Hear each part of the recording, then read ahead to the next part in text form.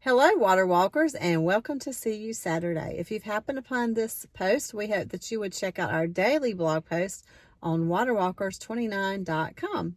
So this week, Julie has been talking about her word of the year, which is humble. And so I wanted to touch on Friday because we didn't talk about Friday. But one of the things that you shared on Friday was encouraged us to pick out short Bible verses to remember to help us to stay humble.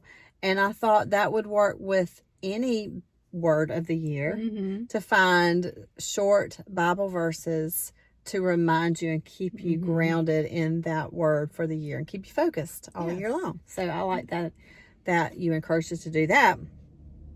For today, I wanted to share, I've shared last week that my words of the year are peace and joy. Because, like I said, they kind of go hand in hand. Because when you put your trust in God, you find peace. And through that peace, you find joy. So Julie and I, are doing the Bible recap this year together. She's got her book.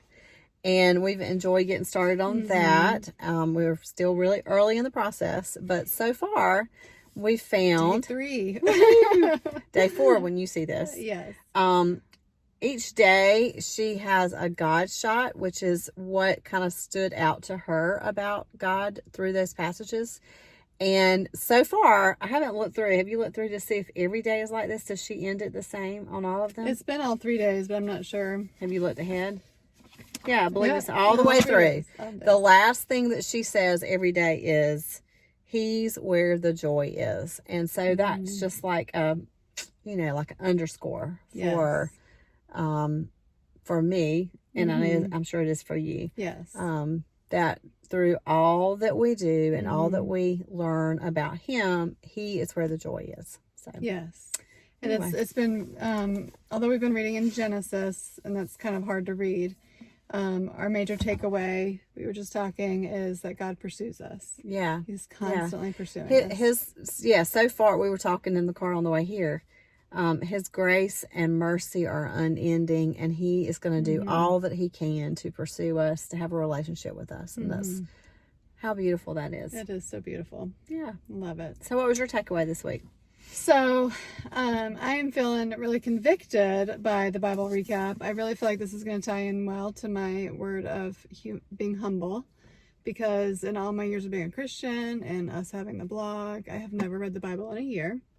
And so I feel like this is going to help me so much to see God more and His sovereignty and His faithfulness and how He pursues and loves us. Amen. But something that stepped on my toes this week, Mark Batterson shared a quote from A.W. Tozer, and it said, "Whatever keeps me from my Bible is my enemy, however harmless it may appear to me." And so just real quick, things that come to my mind, and not that they're bad, but Netflix series.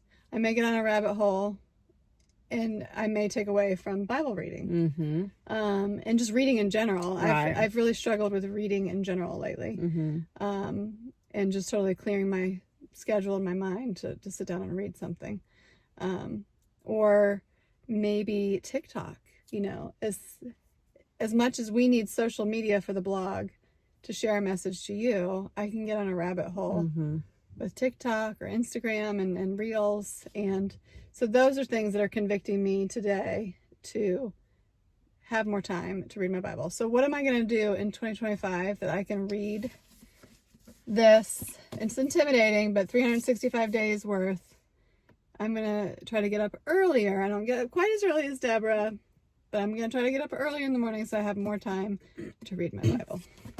Very good. Yes. So talking about those things that keep us from our Bible, this morning when I was working on my Bible reading and the Bible recap, I always have dogs laying with me. Just horses. I have one horse and one miniature pony. Yeah, one horse, one miniature pony. So just as we settle down, I start reading. There was somebody blew a horn outside, and it was like 6:00 in the morning. Uh-huh. Maybe before then, it was probably 5:30, which is very rare to happen. Mm-hmm. And of course, the dogs start barking, so I get them settled back down. And then, like, one of them needed to go out or whatever. And I was, that same thing, I was thinking, these are just distractions trying to keep me and discourage me from reading my Bible. And so it was like I had to push through to get it read. But I just kept on at it and got it done. Yep. And was blessed by it. So we just have to set that as a priority. Yes, and she really encourages you that there's nothing wrong with doing an evening devotion if that's what your schedule allows for. But if at all possible, if you're going to read the Bible in a year, try to make it your first thing that you do, so that way you make time for it. Yeah.